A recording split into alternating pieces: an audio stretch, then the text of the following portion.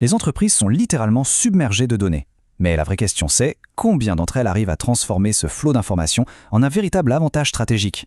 Aujourd'hui, on va assembler pièce par pièce ce fameux pipeline qui mène des données brutes jusqu'à la décision qui fait la différence. C'est parti. Au fond, la question est assez simple.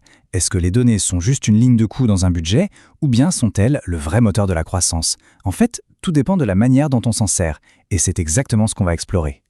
Voilà la promesse du jour. On va décortiquer étape par étape la méthode pour que les données deviennent enfin rentables. Et pour ça, il faut commencer par la base, la matière première.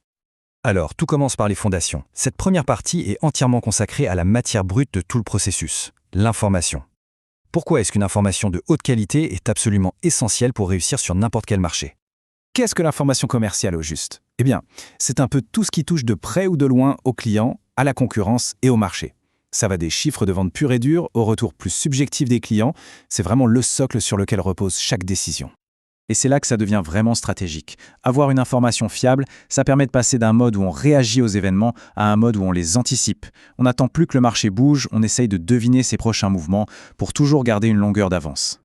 Ok, l'importance de l'info, c'est bien compris. Mais concrètement, où est-ce qu'on la trouve? Cette deuxième section s'attaque à la phase de collecte, la toute première étape, cruciale de notre pipeline. La bonne nouvelle, c'est que les données sont partout. En interne, bien sûr, les équipes sur le terrain, les bases de données.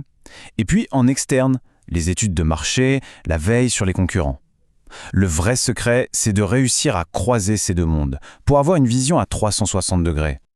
Et pour aller chercher cette information de qualité sur le terrain, il y a plusieurs outils. Les entretiens, pour aller en profondeur. Les enquêtes, pour avoir du volume.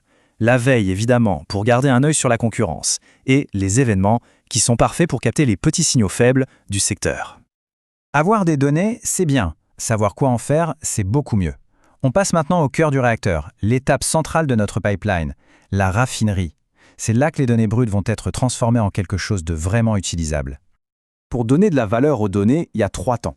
D'abord, on analyse pour trouver les pépites, les insights. Ensuite, on structure pour que l'info soit claire et digeste pour tout le monde. Et enfin, l'étape peut-être la plus importante, on partage pour que l'intelligence devienne collective. On arrive maintenant au produit fini de notre pipeline, le fameux reporting. C'est lui le véhicule qui va amener les analyses jusqu'aux décideurs. Comment s'assurer qu'il arrive bien à destination et surtout qu'il pousse à l'action? Un bon reporting, ça se concentre sur l'essentiel. En général, 4 indicateurs permettent de prendre le pouls de la santé commerciale. Le chiffre d'affaires, pour la croissance, la part de marché, pour se situer par rapport aux autres, le taux de conversion, pour l'efficacité, et bien sûr, la satisfaction client, pour la pérennité. Regardons un exemple, c'est toujours plus parlant. Ce graphique, il nous dit en un clin d'œil que la campagne B a cartonné par rapport aux autres. La visualisation transforme une simple liste de chiffres en une histoire limpide. Et la décision qui en découle est évidente, il faut comprendre ce qui a marché avec la campagne B pour le répliquer. Il ne faut jamais oublier que la forme est aussi importante que le fond. Un bon rapport, il s'adapte à son public, un tableau de bord pour une vision rapide, un graphique pour illustrer une tendance, une synthèse pour des décideurs qui n'ont pas de temps à perdre. Et bien sûr, le canal de diffusion est tout aussi stratégique. Mais voilà, un pipeline, même le plus beau du monde, peut se boucher. Dans cette section, on va parler des frictions, des blocages qui empêchent les infos précieuses d'arriver à bon port. Et surtout, on va voir comment y remédier. La question à 1 million, c'est donc qu'est-ce qui coince? Dans n'importe quelle organisation, il y a des goulots d'étranglement. Ça peut être trop d'infos, des processus pas clairs ou la peur du changement. La première étape, c'est de les identifier. En général, on retrouve souvent les 3 mêmes coupables. Primo, la surcharge d'informations. Quand il y en a trop, on ne voit plus l'essentiel. Deuxièmement, le manque de formation, qui fait que les outils ne sont pas bien utilisés. Et tertio, la fameuse résistance au changement, qui peut paralyser n'importe quelle bonne initiative. Heureusement, pour chaque obstacle, il y a les solutions. Contre le chaos, on met en place des processus clairs. On forme les équipes pour qu'elles aient les bons réflexes. On choisit des outils qui sont vraiment adaptés à leurs besoins. Et surtout, on cultive une communication ouverte où partager l'info devient un réflexe naturel. Pour terminer, projetons-nous un peu. La technologie est en train de complètement transformer ce pipeline. Elle rend le reporting plus intelligent, plus rapide et plus prédictif que jamais. Cette chronologie, elle résume tout. Hier, on regardait dans le rétroviseur pour comprendre ce qui s'était passé. Aujourd'hui, on regarde ce qui se passe en temps réel.